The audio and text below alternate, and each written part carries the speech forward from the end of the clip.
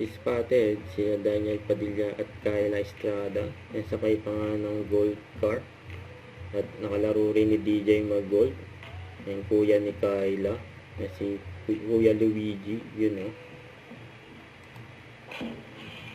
Yung gold car pa nga. Kulit pa nga ni DJ. Yung espada. Gold club yun o. Nice one! Galing ni DJ, solid. Solid na gold. Kasi ang pa, yung gold simulator.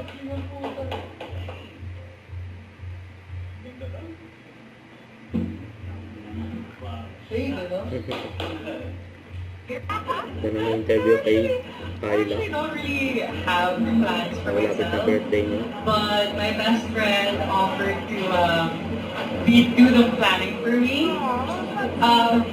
And wala na siya masyadong sinasabi sa akin, parang wala na rin akong masabi on that day.